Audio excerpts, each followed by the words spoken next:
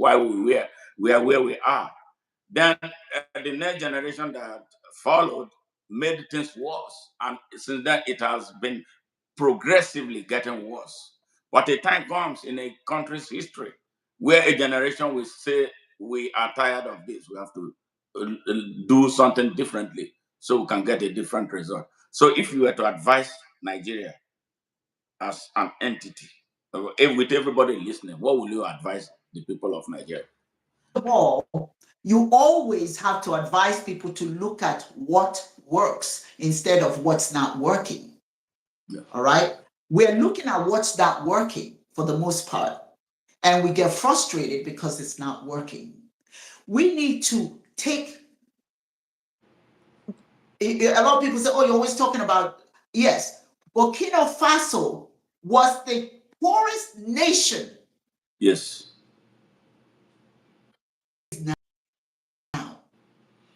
Look at where it is now. It took that young man to wake up his nation. The only thing that will save Nigeria, is when, like you said earlier, when we find a few young people who have decided enough is enough. And they have studied what works and then expose that to the citizenry. First of all, we have to have unity.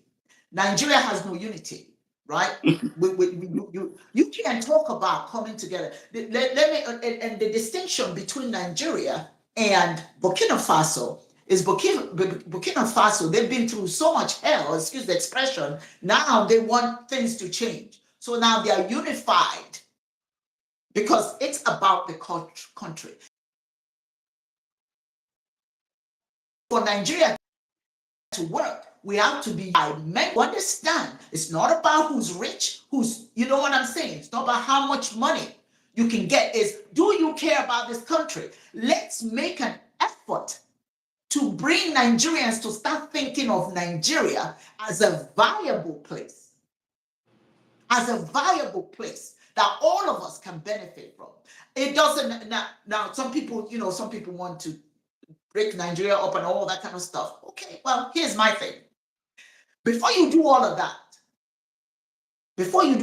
try something such as creating an environment that sees and celebrates the diversity, but in spite of all of that, see us as one.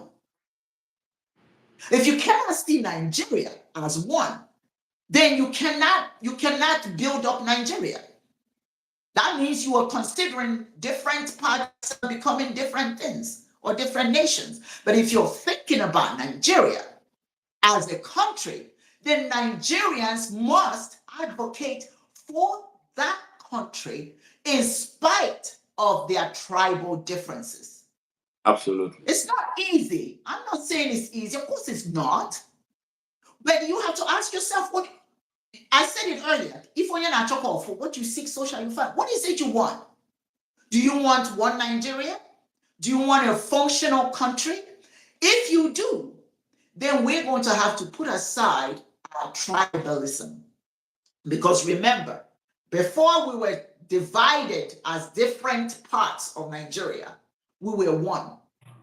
The Igbos went to Yoruba land, Yoruba came to Igbo land. We worked and traded with each other. We saw each other as one people. But now, when they patched us together and made us one country based on the dedications, then each part wants to be, let it be good for us, let it not be good for them. No, but you're not thinking about Nigeria. If you want to think about Nigeria, if you want Nigeria to do well, we have got to begin to say, it's okay that we're diverse. It's okay that we have the diversity. It's okay that we're Igbo, we're Yoruba, we're Hausa, we're Efik, we're Ibibio, we're all of that. But we all have to live in Nigeria. Propaganda. You have to start spreading that propaganda that we have to live in Nigeria as one. Now, part of our biggest problem, obviously, is how do we get the leaders to